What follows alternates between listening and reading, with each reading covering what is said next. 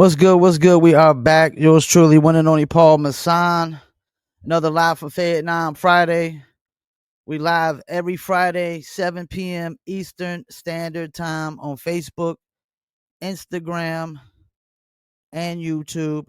Audio version will be downloaded later, and that will be uploaded on Spotify, Apple, Amazon, Deezer, TuneIn, Stitcher, Slacker, iHeartRadio, Player FM, and much, much more. Tomorrow we got music reviews. Make sure y'all submit your MP3s to livefromfayettenam@gmail.com. I repeat, submit your MP3s at livefromfayettenam@gmail.com. Let me go ahead and comment that and whatnot. We got a guest coming on in a few. And so make sure if y'all want to submit music for the music reviews tomorrow, which will be at 5 p.m. Eastern Standard Time. So 7 p.m. on Fridays, 5 p.m. on Saturdays, live from Fayettenam at gmail.com. Submit MP3s and whatnot. And I'm going to keep that up there for a little while. Give people time to come in. Definitely. Matter of fact, you know what? Hold on. We got to get on here and we got to add our followers real quick. Let's add our followers and give me a second here. At highlight. And I probably should get on I'm gonna get on Dizzle Brands account and go ahead and add that as well. So give our guests a little bit of time. Tell me, give them like 15 minutes. I'm definitely excited to bring on the guests that we're gonna bring on. I appreciate y'all tuning in right now on Facebook. If you're musicians, make sure y'all submit the MP3 live from Fayettenam at gmail.com. We'll be doing music reviews tomorrow. Tonight we got a guest coming on and should be coming on real soon. Really excited. He's from one of my favorite groups of all time. A group that I think has one of the most authentic hip hop sounds that you could possibly listen to, and definitely just a pure hip hop sound and whatnot. So we're gonna give him a little bit of time. Hold up. Ron, what's good with you, brother? I know you're getting ready to watch the fights tonight, I hope. So make sure if y'all got Amazon Prime, man, go on your Amazon Prime tonight and look up BKFC and whatnot. And they pretty much they got a lot of good fights on tonight, man. A lot of good fights on tonight. See if we can pull some of our Dizzle fan base over here as well.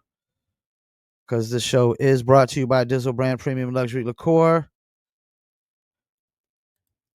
Ron Dottery, what's up? Go check out my man. Follow him, Savage Combat Sports Media.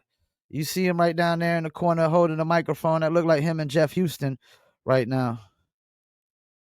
And you know what's crazy is like when Jeff Houston isn't doing, like, he didn't do the UK event like some weeks back, man. It just wasn't the same. It was not the same. What do we got here? I'm subscribed to the app. I'll stream it to the TV. Okay. I don't got the app, so I basically go to my Amazon Prime and watch it from there. But make sure y'all, if you do got Amazon Prime, you can go look up BKFC. It'll be on at 8 p.m. Eastern Standard Time. As soon as I'm done with this interview and basically saying what I got to say on the podcast afterwards, I'm got to get ready for those fights, man. First fight, basically, is two guys I just interviewed this last 2 weeks. So definitely got to make sure I pay attention to that one. Waiting on a guest. What do we got? I got somebody calling me. Nah, I can't take no calls right now, dog. I'm live. Also, make sure y'all follow the Paul Pickett Podcast. That's also available on YouTube, Facebook, Instagram, BitChute, Rumble, TikTok, pretty much everything. So we got the Paul Pickett Podcast, and we got Live from Fayettenam as well. Also, we got Dizzle Brand Premium Luxury Liqueur. If you like to drink, you like tequila or you like cognac, well, then you can have a tequila mixed with cognac called Dizzle. So the guy with tequila, cognac, orange liquor, mango mix. Just throw the Dizzle on ice, and it's nice. Just go to dizzlebrand.com. Give him a little bit more time. Probably could be about another 5 minutes before he comes on here. Well, you know what? While I'm waiting for him to come on, let's get to a word from our sponsor, and we'll be right back.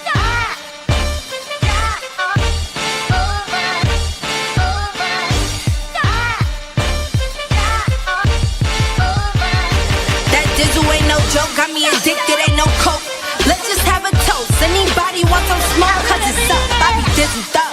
Catch me sipping with my double cup. Can't just have one, you gotta double up. You pour it, gotta watch it bubble up. I ain't gon' lie, I cannot get enough. When Callie said I need another one, gon' have you coming back for more. But go get it while it's hot, before it be sold out in your stores.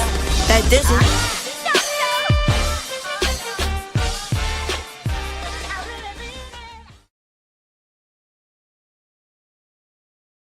I really mean it. You could Dizzle too. Go to dizzlebrand.com. So our guest just popped up. We about to bring him on. Like I told you, he's pretty much the founding member of one of the dopest groups in hip hop. Oh, he just popped out. What happened?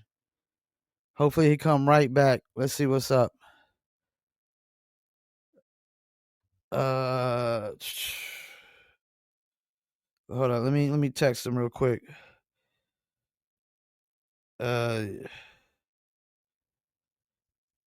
One second.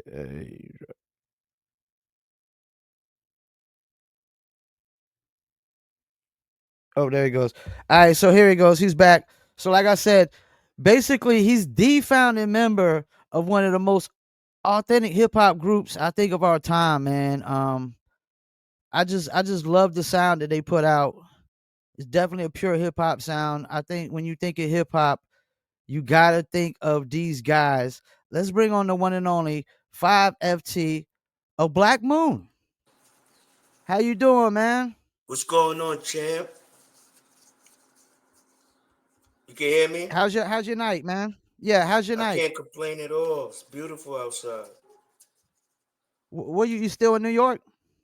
Yes. Okay, I know a lot of cats be moving down here in North Yeah, Carolina I be and moving through around, Georgia. you know what I'm saying? Because my family is a little bit everywhere, so I get a chance to do that as well. So I want to start here. I like to do my research because there's always some things you just don't know about cats. And so you and Evil D basically formed a group back in the days. Unique Image, correct? Yes, no, well, unique image. You said unique image? Yeah, that's what it said on Wikipedia. Yeah, definitely. Unique Image was a group that actually was already involved in Okay. when we was in high school. You know what I'm saying? That was my man Oliver as well as my man Ali, who was the MC and he was on the beats then. Um, I came on as a dancer when I was dancing. Okay. That's how I actually play a part in that. And that's how Now, me and E connected. did y'all ever drop music together under that name? He has the demos. He probably Okay. still do. And could we say that Unique Image pretty much started what became Black Moon? Would you say? Nah, before I met I met E in my ninth grade of high school. But prior Wow. to me meeting E, I was already living in Bushwick. I was in junior high school when I first came and moved to Bushwick in '86. So in junior high Wow. school, I then I was pursuing the idea of participating in the culture. You know what I mean? Okay.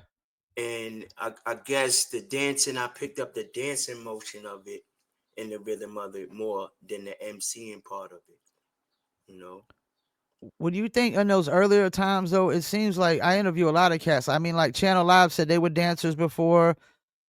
Tupac was a dancer originally. That's I how I mean, I think a lot started. of cats were dancers before they came rappers back then, But weren't they? that was the thing back then. Before you could Yeah. be an elite or be on the stage as the MC, first of all, you had to be elite. Your Yeah. bars had to be elite. Your word game had to be elite. But Now, for, go ahead. for many of those that wasn't at that level, a lot of us at that time picked up the dancing perspective because it Okay. was a big thing back then. Now, I never knew that Black Moon was an acronym.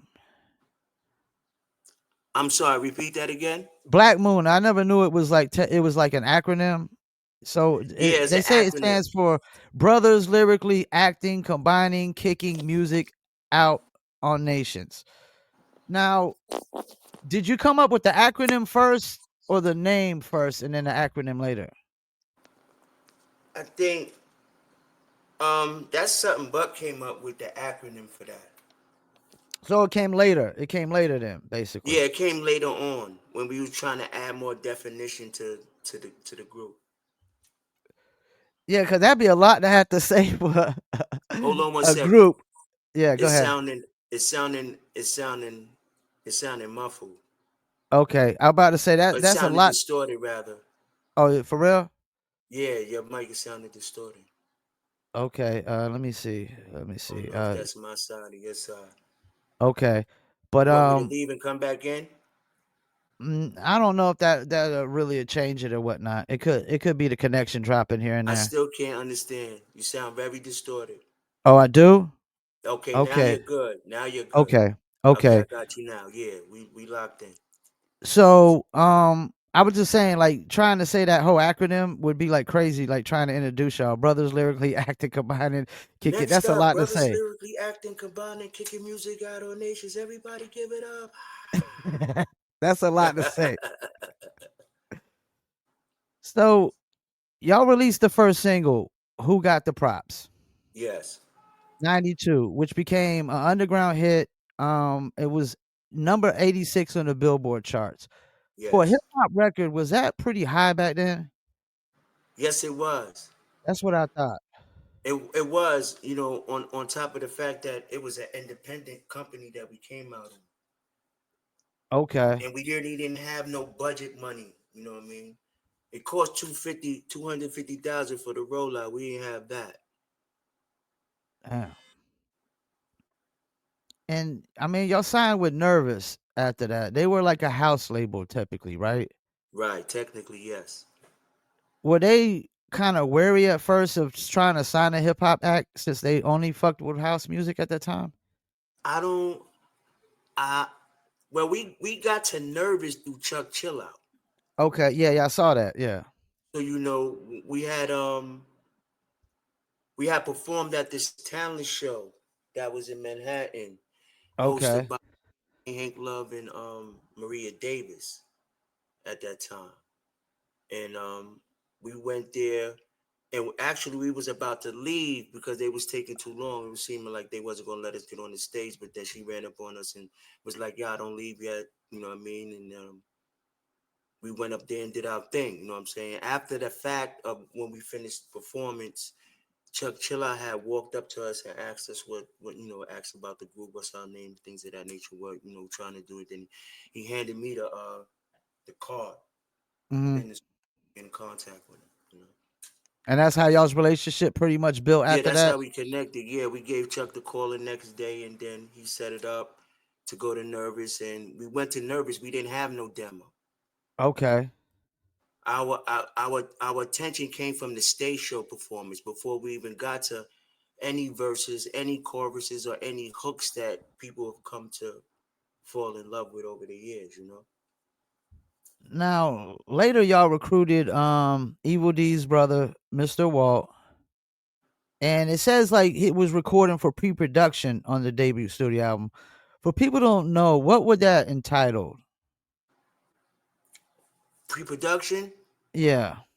All the ideas started at home first. Okay. You know what I'm saying?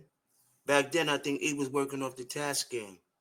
That was the Okay, beginning yeah. stages. You know what I'm saying? So everything pretty much started at home, laying down that foundation and the idea at home. Then we bring it to the studio. Now, when you say foundation idea, would that be like the production or just pretty much everything involved with the That would song? be more or less the production first. Yeah. So, like, why Evil D? He wasn't doing the pre-production at first. Of course he was. I Okay, that's was what I thought. me. Yeah, I'm gonna yeah, take you back to Unique Image. yeah, All right. Um, E was already making the beats. yeah, That's yeah. how I came into contact with E. You know what I'm saying? In high school, we used to have a lot of talent shows. So after Unique Image separated, me and E still kept in connection. You know what I'm saying? And pretty much, he was pretty much dope in high school with the music and things of that nature. And his into it, he had mad records in his house. So Now, he did was he come up with that early Black Moon sound, or was that like a collaborative effort? nah. Black Moon didn't have no sound. Yeah. We he was developing a theme behind us from the dancing perspective. Okay. Okay. You understand? Yeah. So when E DJ'd in high school and I danced, that will create a momentum. You know what I'm Hmm. saying? And that's how we got our popularity back then. You know what I'm saying? Now, y'all guys end up meeting Drew High after y'all signed with Nervous Records. He was like, That is was he like a promotion guy or something there? he wasn't well, yeah, you could say that. He definitely was on the promotional side, um, with the college radio and things of that nature, making sure the music get to different DJs and mom and pop record stores and stuff like that. That's what he was doing there. So was he typically promoting house records before he started promoting y'all? He came in after we signed the deal. Oh, so he came in after So y'all Mike, signed the deal. so Michael Weiss, which is the owner of Nervous Records, bought Drew High in Okay.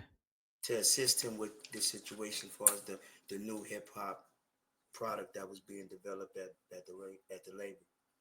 And did it instantly click with y'all guys? Who? Like y'all and Drew High, because Drew High is like a kind of a big part of the duck down in the boot camp click movement, wouldn't you say? It was everything was cool, you know what I'm saying? But after a while, it was more he was more clicking with Buck. Okay.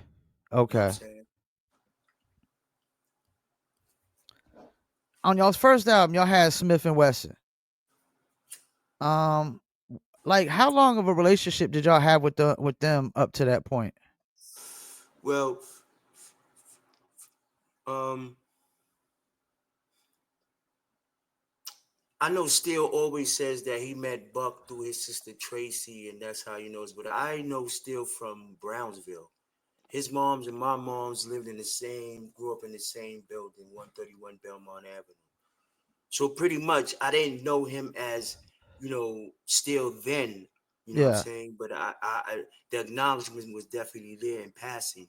His brother, Top Dog, is more familiar with my family living in the building because Top Dog used to be with my cousin back then and used to always be at my family's house once in a while, more than often. But yeah, I didn't actually know they were brothers. yeah, they're actually brothers. Yes, they are.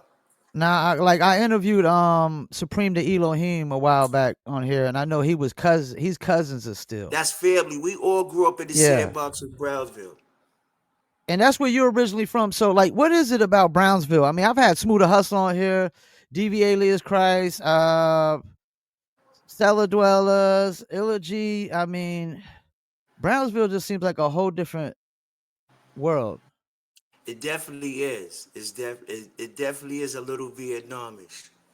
Yeah, One of the which one of the work one of the hardest boroughs coming out of Brooklyn. which is crazy you would say that because like we call Fayetteville, North Carolina, Fayettenam. Right. You in Fayetteville? Pardon self. Yeah, yeah, Yeah, my Fayettenam. Yeah, my my uh my other brother Chris, his mother lives in Fayetteville. I was out there like 2 times. Came out there. yeah. Everybody pretty much been out here because they got somebody in like a family member in the military at one point. Right, right, exactly, exactly. And all right, so boot camp click. Whose idea was it to form that super group? That was a Steel idea. Okay. And when it was introduced, and when it was introduced um to the clique or whatever, um I wasn't with that. Okay. I really, honestly, I wasn't with that. Why was that? If you don't mind me asking.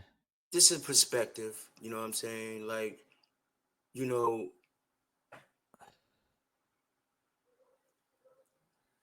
we was real young and early in the game. You know what I'm saying? Yeah. And Yeah. I feel like that was really a rush situation before we even Okay. actually got our feet wet. You know what I'm saying? Into the business side of things. You know what I'm But saying? you do have to admit, man, like it's in a really amazing group when y'all add No, y'all all up. When y'all add y'all listen, all up, it was I it's the mean, nature. Even in disagreement, right? We yeah. may not always agree, right? But even in Yeah. disagreement, the nature and the forces allowed it to develop the way it did and still be in existence to this point. You understand? And y'all were really So, like a group of groups, really, when you think about Black Moon, OGC, Smith and right, Wesson, Helter right, Skelter. I mean, right, you had some solo, even what representatives, you know. right. And like my next question would be like, when y'all was at y'all's height as a super group, was there any other group you think y'all could compete with y'all? If I was think of one, I might would say Wu Tang. For 3 seconds, I ain't going front. For 3 seconds, when it first sparked, in the very beginning of the spark, before it really formed and actually molded, I Yeah, used to say that if this jump off, this is not. We gonna be one of the clicks not to be fucked with. yeah, yeah. You know what I'm saying? And not even just on rap shit. Like if y'all try to like bully Our these guys, y'all was gonna have a tough time. Well, we was blessed to have a unique flow and be connected to the music a certain way. You know what I'm saying?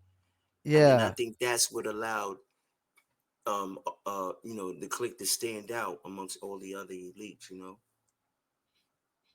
So following the first album, y'all had a temporary breakup. If you don't mind me asking, was it like creative differences or was It it was like everything. typical It was all of that. everything It was business, money? creative business. Yeah, because you know, things started changing after right before the album dropped.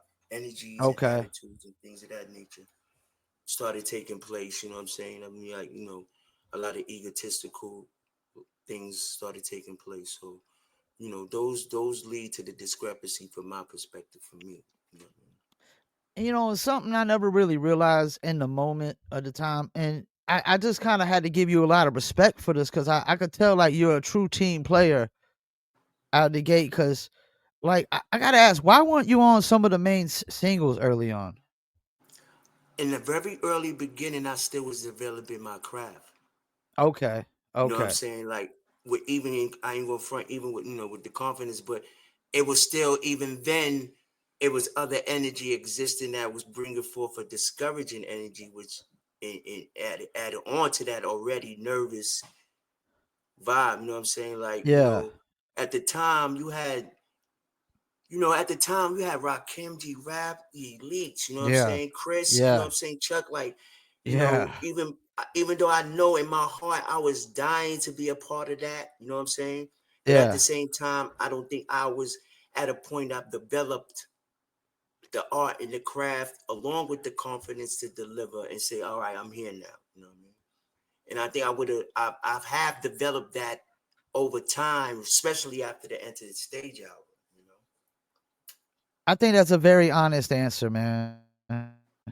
You know what I'm saying? Some people would be like, they was shitting on me or this, that, and the third. I really I didn't expect mean, that all answer to be that honest was with you. I'm just speaking for my behalf, and that's not to throw no, No, yeah, you know yeah, what I'm yeah. saying? But yeah, it was that I energy. mean, You cause you were understand what I'm in the saying? videos. You were in the videos, but you weren't I on the was only in songs. a And I was just couple, like, you know what I'm damn. saying? Besides, I Yeah. missed. I ain't gonna deny. I got to take responsibility of me going to jail. You know what I'm saying? So was that So part of it? That why you wasn't on some of the songs because you was incarcerated? I mean, I wasn't on those songs before I was incarcerated. So Yeah, that's what I thought. That's what I thought. no, you know Yeah. what I'm saying? So I think that was, to me, that was So used that as had an nothing to do with it. advantage. Yeah. You know what I'm saying? Yeah. But but all I did was make me Now keep y'all had a going and keep lawsuit with busting my Nervous. pen. I'm sorry, say that again. Yeah. So y'all had a lawsuit against Nervous Records where they basically released the compilation without y'all's permission. And Right. I guess y'all won the lawsuit. Is that just another example of industry rule number 4080? Record company people Well, are shady. they shady by nature. They Yeah. shady, naughty by nature. But your objective and your responsibility is to know your business. Like even before we got to Nervous, we were supposed to go to Def Jam. We wasn't supposed to go to Oh Nervous. shit. So We why had a that meeting in that didn't go Manhattan. through? We had a meeting. Listen, we had a meeting in Manhattan. Uh It huh. was me, Buck, Evil D, God bless the dead, Chris Lighty, Oh and man. Leo Cohen. Leo Cohen was ready to not only sign us but buy us out our contract with Nervous. And they only gave us peanuts Mhm. for an advance. Now who gave you peanuts? Nervous or Def Jam was Yes, gonna give you yes, peanuts? yes, Oh, Nervous. so oh okay. You know what I'm saying? Was Def So Jam offering you more for of advance? course it would have been a more deal. Like, Russell wanted us. But why Leo didn't that wanted go us. through? Nervous not want to sell? No, no, no, because Buck turned the deal down because they didn't want Oh, Smith and Wesson along with the package. So he was trying to, at the time, shop Smith and Wesson along with with with Black our movement, Moon. like pull them into the Ah. movement of what we was doing. So now we lost out on that. They was definitely ready to do a deal. Yeah, I don't. It almost seemed like y'all should have did that deal and then try to get them a situation afterwards. And that was the conversation. But once again, you know, moment in time of discrepancy and disagreements, you know, sometimes the ego supersedes the vision. Yeah. And when you kind of start disconnecting from the vision, then you start missing the opportunities that should come along with the path you're taking. You know what I mean? You had a project called Odd Man Out. Did that ever release? No, that wasn't a project. That was I want a actually an project. article. That was Oh, an actually an article. article. Yeah, that somebody did on me when I had came home in '07. Okay, I think that's the one I read. Now, have you always felt like the odd man out? Of course I have. That makes sense. It makes sense. I felt like reading that article and just seeing. I saw an interview you did with Big Shug, and I just felt like I totally understood everything. You know what I'm saying?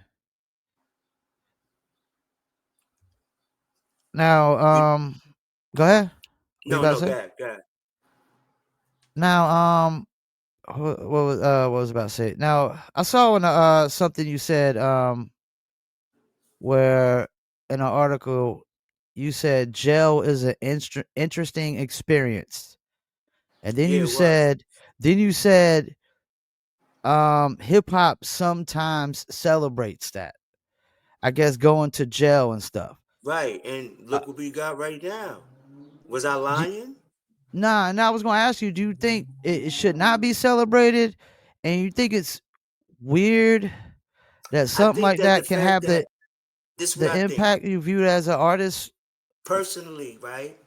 I think that in the beginning of that being implemented into the music was a warning sign more Uh huh. than a celebration. Yeah. You know what I'm saying?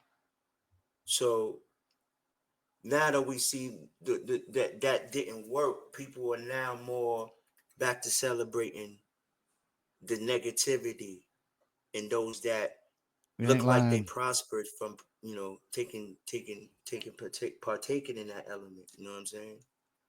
Especially with social media, it's like if you really want clicks, you got to post something negative or something controversial. We It's like don't you post necessarily something have to positive, they scroll right past. because nobody's attracting or it's not enough people manifesting that perspective. Yeah.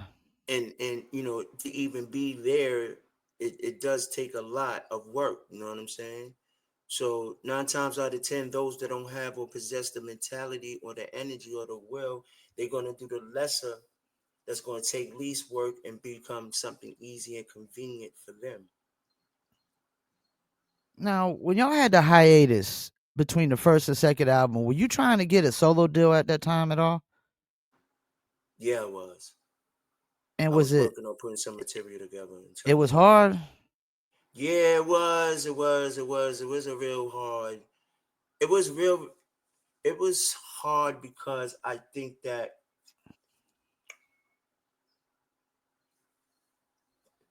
the impact that Buck had from coming, through putting us coming out when Enter the Stage, held a lot of ground where made people see it like more, pay him more attention Mhm. than me. You know what I'm saying? But I believe that if E and Wall would have came through and gave me some production, we wouldn't be speaking about this right And I always wondered that, like, why, Evil D didn't you and Evil D didn't work on a project like your solo project in between that or something. now. You know, I asked myself to be honest. This is all honesty. This is not throwing salt. This is not throwing Yeah. dirt. I asked myself the same question. You know what I'm saying? To the Yeah. point where I stopped asking myself these questions. You know what I'm saying? It's either two things going on. You either fuck with me or you don't fuck with me. Do y'all still do shows to this day? We don't do nothing. We haven't done shows Nothing. since we did the last album, which is Dark Side of the Moon. And what's the chances on that happening? Maybe y'all doing shows again. I don't know. I really, it's it's been five. It's been more than 5 years. No communication, no phone call, no nothing. So, we had a conversation a few years ago, and you know, expressing the disagreements, and to me, you're not being mature. You know what I mean, about how we should deal with the situation. So if you want to keep it at this level, that's what you're doing. So Do you think it's hard to keep the group element together? Like if you're just a it's solo only artist, I hard. mean you It's only hard for those who are egotistical uh or never had the loyal royal intention from the start. but don't you think hip hop is always gonna have the egos? Cause like when I came It up got to be back in the understanding. You days, got to be a little egotistical, right? But yeah. realistically, if you got a brotherhood and you're supposed to have a bond there, nothing should come between that. But hip hop's always had this mindset that even if you're not the best MC, you're supposed to say you're the best MC, Right. which I've never No really question. agreed with. I never agree with that. That's not reality. You know what I'm saying? Right. Everybody Right. can't be Right. the best MC. Right. There's Right. always levels to this shit. Right. Right. Right. We know that, but Yeah. those things are used for marketing purposes only. You know what I'm So saying? what can we expect in the future from you? I got a project coming out. I got this mixtape I'm cooking up right now. I'm working on an album Okay. called Grace is Fire. Um, I got some merchandise coming. Um, I got some artwork coming. I got a couple of books I'm working on at the same time as well. So we're trying to ignite everything now. You know what I'm saying? And I got me a little band too. So not really a little band, but I got me a band. So we've been working. I'm working over here, trying to get things done before the summer tap in. Hip hop 50th, man. I like to ask Cass about this. What was your opinion about some of the celebrations with the hip hop 50? I think it wasn't. I don't think that it was thought out correctly. In my personal opinion, if we celebrating hip hop 50th, we it needed to be done in chronological order so that no one gets left out. Yeah, like a timeline. Yeah, a timeline. Start with the early cats, You then the got to next. start with the Yeah, timeline, get the brothers that put in the work for it to even get where it's at right now. Even if they didn't sell a lot of records, we seen their video, we heard their music. They part of the yo. We got to get on, son. You see these?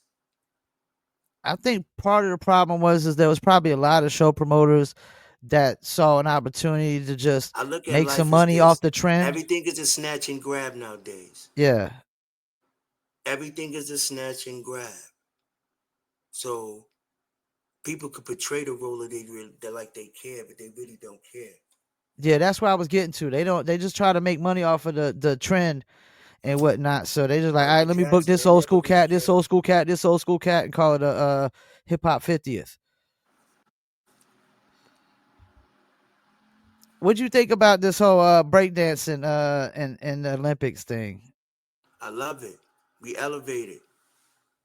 No matter what You the so you didn't outcome is, no matter what the outcome yeah. is, we made it. Cause I remember I remember, I remember, boy, you ain't out here on no, you ain't gonna be out here on no cardboard breakdancing, doing none of that. But remember, Yeah. you know, same thing they said about MCing and hip hop, same. And look where we at, and look how far it has come, a global takeover. So you didn't have the Unfortunately, criticisms that other people had, right? say that again. You didn't have the criticisms that other people had because they didn't like that specific breakdancer that they said wasn't really breakdancer. No, I was getting busy. That's where I started the rhythm nation of finding my space in that in within the culture. You know, And my what do parents, you my think parents, about my when parents used people to have say parties on the breakdancing isn't regulars. part of hip hop? Oh, go ahead. No, I was going to say my parents had a lot of parties on the regular. You know what I'm saying? When I grew up, I grew up around two turntables in the mic. Saying so, you know, that's how I got a chance to connect with the music and pick up the vibrations and the energy of it and become one with it. I want to know your opinion though, like what people say, like breaking isn't part of hip hop. They can't say that. Like, what do They you? can't say Why that would somebody say that though? because they lack understanding and they wasn't there. It's a lot of things going on right now. People trying to rewrite the narrative, and that's not happening. That's what I was about to say. I think people trying to do this to try to validate their narrative and Everybody stuff want like to that. To validate say, that they was there or they had PC in the game, yeah. or they have some relevance toward the game. So you ain't cool with none of the cats on Black Moon right now. What, like Mr. Wall, or you I'm don't talk not to Mr. Wall saying either? I'm not saying none of that. What I'm saying is Yeah. that we ain't in communication. Okay. So you got the books coming out. We got any name? You got names for the books yet, or Not we yet. still in the works? Not yet. And what about we got a timeline on when you think you probably drop your mixtape or your album or something I'm trying to come next month. next month? Yeah, right before the I, summer kick in. okay. I would definitely like to review a song on the my show. I do live music Most reviews on definitely. Saturdays Most and definitely. whatnot. Definitely Most interested to definitely, see what you Phoenix. got. I think it's long overdue, to be honest with you. And I appreciate that. 1 billion%. You know what I'm saying? I definitely Yeah, appreciate that. I mean, cause after doing my research, I mean, from what I've gathered, without you, there probably It wouldn't wouldn't be no Black Moon. it wouldn't be none of that. Yeah, If it wasn't for me, it wouldn't be none of that. And I stand yeah. on it. No matter how they try to re-narrate it and rewrite it and retell it. If it wasn't for me, you know, Hmm. and before we was 5FT and Buckshot, we was KB 1 and 2. I was 1, he was 2. Are you exactly 5 foot? Yes. Actually 5'2". 5'2".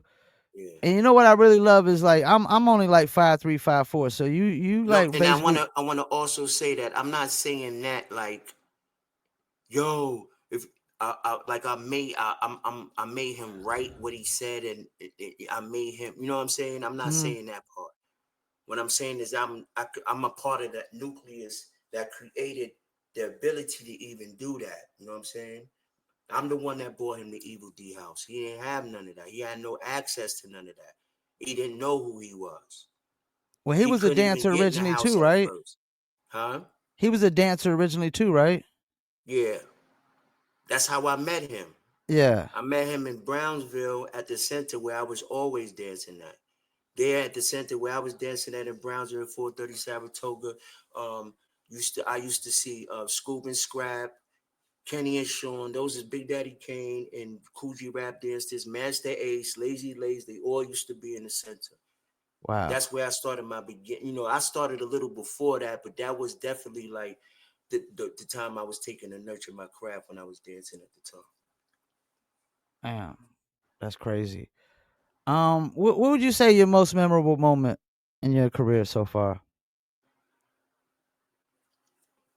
I think that a moment that I hold close to dear, like, you know what I mean? Um, when we was on stage with Rakim, Okay. that was one of my moments, Is and that your and favorite and, and the rapper? first time, and the first time, and one time we had when we first went to Gavin, we was in the room with Coogee rapping Supreme, so that was one of those two, moments of, you know, having your favorite artist, talking to them, or acknowledging the work you put in. You know what I mean? I got a couple more questions and we're gonna let you do shout outs and whatnot. How do you feel about what I don't call it hip hop, I call it modern day rap? Like how do you What you feel mean? about that? How I feel about what the rap of today? Yeah, like main to me, mainstream rap is not really hip hop to me because there's That no elements really of hip I hop except rapping. to me, to me, that element of the music is a quick fix. Uh, You know what I'm saying? Uh, Kennedy Fried, Chinese food, quick fix. You know, the authentic work that's been put out, that's like a real home. You getting fresh vegetables, fresh herbs in the bag, fresh tomatoes, fresh parsley, fresh mozz. You know what I'm saying? So since it's been geared and put together to be at this level, because it actually started with ringtone. you said with what? Now it actually started through ringtone. Okay, That was the reassessment of how they was going to start selling the music, and that the was the beginning. ringtone. Okay, I never thought about that. Yeah, yeah, And of yeah. when the music started sounding the way it sound right now. Soldier Boy So and they Nas. basically started trying to make ringtone music. Is what you're saying? No, I'm saying it started from then Yeah, when they came out with ringtones. yeah. That's just my theory or my analysis of it. What is there any artists that you typically listen to, like from this new generation? I listen to Kendrick, I listen to J. Cole, Okay, you know what I'm saying? Griselda, Griselda. Yeah, Benny, Conway, all day, you know, West Side pretty much Gun, the same ones all 38 the hip Special. hoppers are listening to right now, right? Huh? Pretty much the same ones most of the hip hop heads are listening to. Yeah, pretty much. I want well, I still listen to a lot of the old, you know what I'm saying? A lot of the old stuff. And it's a few artists out there that I come across and I give them kudos because I like their sound. I like what they do. You know what I'm saying? Yeah, J. Cole's actually from my city and whatnot. Okay. So we're Well, I definitely was proud always of messing him. with J. Cole from day one when he first did it, when his hair was low and he was in with the band and all that in the fire and all that. Yeah. Seeing him coming, you know what I'm saying? You could tell. Like I've been, I think that's one of my gifts in the game. I could see and tell like if an artist come through like the potential where it could blow to. You know what I'm saying? With the right people. Yeah, I didn't when he first came out, we knew him as another name, so a lot of cats didn't really know who J. Cole was, and then when you seen a picture of him, we was like, "Oh, that's the therapist," because that's what he used to be called, as the therapist. That's even dope too. It still fits the Yeah, same thing, but it be more marketable J. Cole because everybody. yeah. J. Cole is way more marketable. Yeah. Well, we about to hit this hour mark, man. Before we let you go, man, any shout outs you want to do? Y'all want to give a shout out to my man Bundy. Okay. You want to give a shout out to my nephew Asaru. I want you to go to his page and tap in with his music. His name is Who is Asaru. Who is the sorrow? Yeah, he's coming out of Tampa right now, but he got he get busy. I need you to tap in with him and even spin some of How his do you joints spell on the your show. sorrow? Is it ASARO? No, ASRU. Okay. Asaru. ASRU. Oh, Yes. Saru. Okay. I want to give a shout out to Unguardable Pen Inc. LLC. That's a new brand that we coming. Well, my brother developed it. It's basically a brand for all the artists that have great penmanship when it comes to their lyrics. And paying homage to the quill. You know what I'm saying? Where it really counts at. Okay. What's that going to be about? Is that going to be like a blog or something like that? It's gonna be a little bit of everything, but we got the site. You can go on the site and check it. It's really we coming out with merchandise right now. You got the hats going on. Okay. So all the artists that got an unguardable pen, they get busy with their pen there. I think they could appreciate it. That's what's up. Any other shout outs you want to do? Shout out to the big world out there. Everybody that's still keeping it thorough and keeping it real to the authenticity of what hip hop is. Let's go. Well, I want to shout you out. Appreciate you taking the time out. Thank you, champion. Always been a fan. Like I said, I think y'all had one of the most authentic sounds. But I think of hip hop, that early Black Moon sound, just really, it's up there, man. It's up there with the best, man. And I appreciate I appreciate your support. It mean more than a little bit. That's one of the reasons why I still keep doing what I'm about to do anyway. But I've been still, putting that work in. Well, you afraid of the show, man. So anytime you post something, I'll make sure I do the like, the comment, all that good stuff. I'm gonna send you my email if you want to send any new music Right. for reviews. Please send it over. And I like to stay in touch, and I'll reach out and Definitely just see do how you that. doing from time to We time. You know what I'm connected. Now saying? we Yeah, connected. We connected. Oh shit. yeah. You say your phone about to die? Oh, I think we lost him. I think we just lost him. Yep, yep. Look like we just lost him. Well, we're gonna wrap it up, man. Appreciate 5 Footer from Black Moon coming on. Definitely interesting story. I mean, I did my research and I definitely could tell like this dude is extremely important to, you know, Black Moon's existence. I mean, from what I gathered, without 5 Footer, 5FT, probably wouldn't be no Black Moon. You know what I'm saying? It possibly would not be no Black Moon today. But yeah, his phone died down. We're about to wrap it up. Bare Knuckles coming on in a few. We got about 13 minutes. Actually, before I go, I want to talk about something real quick. But make sure if y'all got Amazon Prime, go to Amazon Prime, look up BKFC. You can watch some bare knuckle fights tonight. Really good fight card in Clearwater, Florida. A lot of guys I interviewed on this card and whatnot. So I'm definitely tuning in.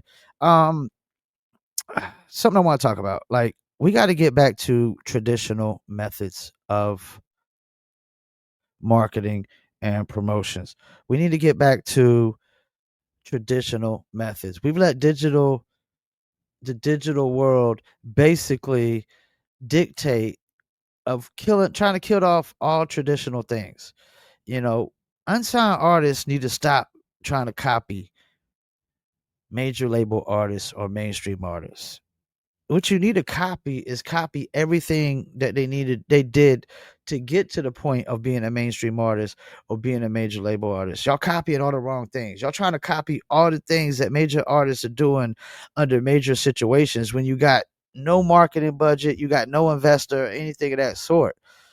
Don't do that, man. You need to be doing all the things that they had to get to that point, like trying to do shows, trying to sell merch, trying to sell CDs. This one thing I can tell you: people that try to tell you, "Oh, nobody listens to CDs no more," then why are cats like Joyner Lucas and Tech Nine still printing up CDs and still selling them?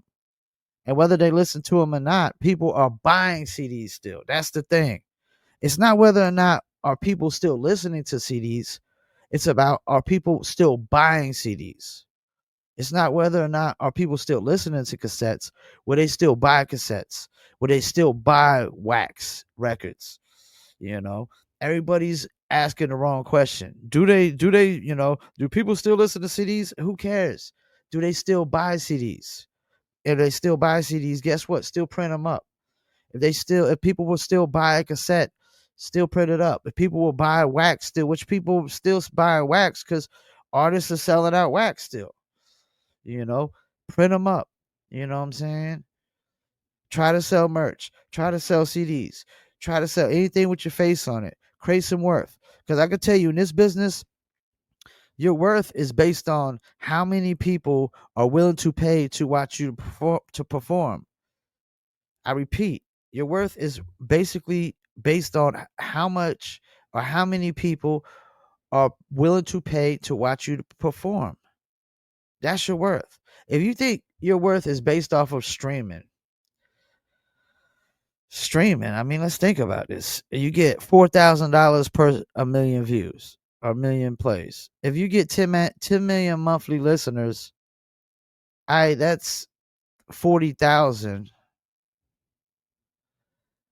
But most of that's going to the labels. Most of that's going to the major labels to recoup all the money they put out. Like, so only a small portion of that every 4,000 for a million is going to the artist's pocket, man.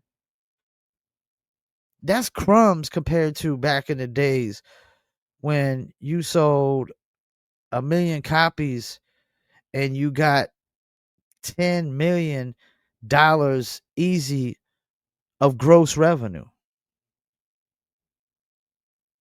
A million, like we went from getting $10 million gross revenue off of a million copies. In all due respect, yeah, you had to print out CDs and cassettes and all that stuff. But damn, 10 million. Now you went from 10 million of gross revenue off of a million copies, because albums were like $9.99 or on up, to $4,000. Your worth isn't how many people gonna pay you to perform, man, or how many people gonna pay you for features. And I can tell you right now, if ain't nobody willing to pay to watch you perform, you shouldn't be expecting anybody to pay for you to do a feature. Some artists think just because they can rap good that they should get paid for features. That's not how it works. Why would I pay? Why would I pay you for a feature if you're not going to bring me more listeners? If more people are not going to come listen to my song because I paid you for a feature, why would I pay you for a feature? That's how it works. You're paying for a name. Really, that's what you're paying for. You're paying for a name that's supposed to bring a certain amount of listeners or a certain amount of viewers. That's what you're paying for. When you book an artist for a show,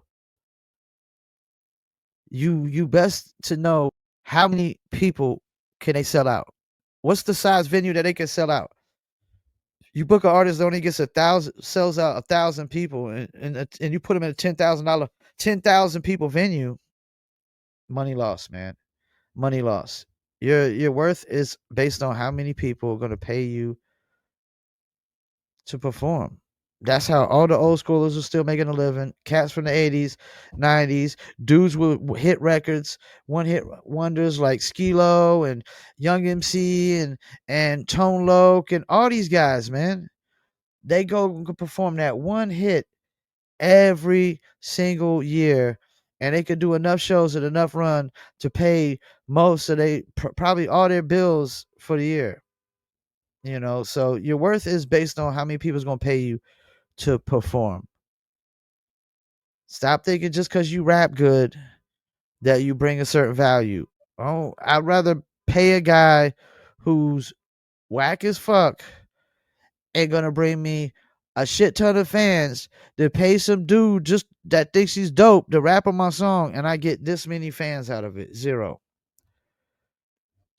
Your worth is based on your consumer base and your fan base, and that's it. How many people are willing to spend money on what you selling? Whether it's ticket sales, whether it's CD sales, whether it's merchandise sales, I don't care what it is. That's your worth. Stop thinking just because you make music that you bring something to the table. How many fans do you bring to the table? Because if you're not bringing actual revenue to the table, if you're not going to bring money to the table, you better bring fan base, consumer base that we could turn into money. Where I can just invest it on top, invest into what you already got going and make it even bigger and we make money. And that's the thing. People like in the 90s, labels, every artist label signed, they had to develop. They had to market, promote from ground up. They had no fans to start. Unless you were like too short selling out the trunk or whatnot. So they back then they took a lot of risks. They took a lot of risk in the 80s and 90s because they had to develop every single artist. They don't develop artists no more. Artists already come developed, come packaged. They come with fan base, consumer base. They're already established. They're already getting paid shows. They're already generating some kind of revenue, whether it's actual physical copy sales or it's actual streams or it's actual merchandise or something, man. But yeah, I gotta go. We got like 5 minutes. BKFC is gonna start. Like I said, go to Amazon Prime, check that out. Don't forget this podcast is brought to you by Dizzle Brand Premium Luxury Liqueur. Go to dizzlebrand.com. Definitely shouts out to 5FT of Black Moon. Appreciate him taking time out to do this. And next week we got Q Unique of the Arsonist. And we also got Reef Hustle next week as well. So we got 2 interviews next week, and I got another fight interview coming up Monday. I'll be interviewing Wild Bill from the BKFC Monday at 5 p.m. Eastern Standard Time. Appreciate y'all tuning in to another episode of Live from Fayettenam, live on YouTube, Facebook, Instagram, and audio version will go to Spotify, Apple, Amazon, Deezer, TuneIn, Stitcher, Slacker, iHeartRadio, Player FM, and much, much more. Peace, and I'm out.